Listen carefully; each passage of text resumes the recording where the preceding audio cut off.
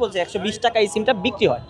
তাহলে আমাকে কেন দেখালেন না? তাহলে আপনি এটা নিতান্ত আমার সাথে প্রতারণা করেছেন। আমি ওনাকে প্রথমে এসে বলেছি যে ভাই আমি তো নতুন মোবাইল নিয়েছি, নতুন একটা সিম লাগবে, তো আমার একটা ভালো একটা নাম্বার দেন, আমার অফার দরকার নেই।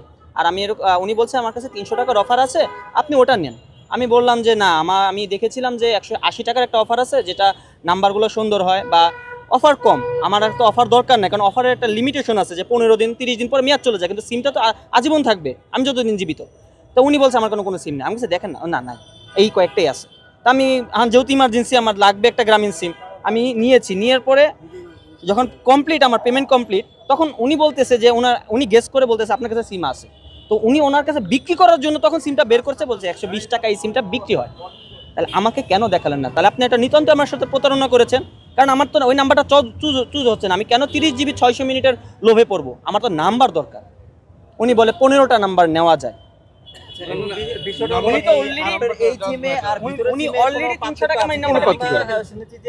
কেউ যদি ইউজ না করে 6 মাস বা 1 বছর পরে সেটা অটো 9 মাস অটো 9 মাস হয়ে যায়, এখন কি সিম রিসাইকেল হয়ে যায়। হ্যাঁ আপনি এই সিমটা আমাকে এটা ড্যামারেজ হিসেবে টোটালি ফ্রি দিতে হবে, এটা 120 টাকার যেটা। কারণ আপনি আমাকে 300 টাকা গছাইছেন, যে নাম্বারটা আমার কোনো প্রয়োজন নাই। আমি এই নাম্বারটা আগামীতে কাস্টমার কেয়ারে যে ক্যান্সেল করব এবং আপনাদের এই সিমের স্কুটি একটা ক্যান্সেল করব, কিন্তু আমার দরকার এরকম একটা নাম্বার। এটা আমাকে টোটালি আপনার ফ্রি দিতে হবে। এটা আপনার ড্যামারেজ দিতে হবে, এটা আপনার ড্যামারেজ দিতে হবে। আমার এই নাম্বারটা দরকার নেই, আপনি নিয়ে যান, কিন্তু আমাকে এটা দিতে হবে, এটা ড্যামারেজ হিসাবে ফ্রি দিতে হবে। এটা লাগবে না আপনার? এটা না, আমার এটা লাগবে না। যেহেতু আমার একটা ভুল হয়েছে কি জানেন, আপনাদের মতন লোকের কাছ থেকে সিম নেওয়া। এলাকায় থাকেন?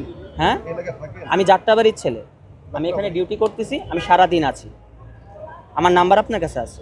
থাকে তাহলে আমি এটা ওনারশিপ করে আমার নামে নিয়ে নেব। ওনারশিপ করে আমার নামে নিয়ে নেব। আচ্ছা, আপনি ওনারশিপ করে নিয়েন, কিন্তু আপনি এখানে আপনি প্রতারণা করেছেন, এটা স্বীকার করেন। কারণ আমি ড্যামারেজ দিচ্ছি, আপনার 120 টাকার সিম ফ্রি দিচ্ছেন না, আপনি এটা আপনি আপনার নামে নিচ্ছেন। এখানে 120 টাকায় ওই সিম 300 টাকা। তার আপনি বুঝতে পারছেন যে এখানে কতটা ডিফারেন্স। আমি 120 টাকারটা আপনার কাছে ড্যামারেজ নিচ্ছি, কিন্তু আপনি 300 টাকার সিম আপনার নামে ওনারশিপ করে নিচ্ছেন। থাকবে না, কিন্তু আপনি যে আমার সাথে প্রতারণা করেছেন এটা স্বীকার করেন, আপনি স্বীকারণ করেন যে আমি প্রতারণা করেছেন।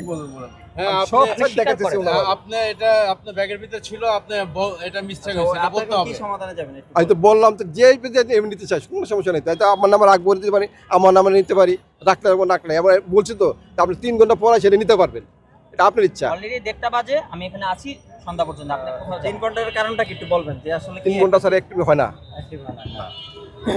আর কোন না, আমার কোনো আশা নেই। আমি ওনাকে উনি যে অভিযোগটা করেছেন এই সিমটা কিন্তু আপনাকে ফ্রিতে দিতে হবে, উনি কিন্তু এটা টাকা দিবেন না। এটা কি আপনি রাজি? নিয়ে নে, 1 টাকা আর 2টা দেবো আমি, সমস্যা কি? আমার সমস্যা নেই তো, কোম্পানি দিয়ে দেবো, সমস্যা আমার সমস্যাটা কি? নিয়ে নে, আর 2টা দেবো, নিয়ে আর যত পারেন দিতে পারেন।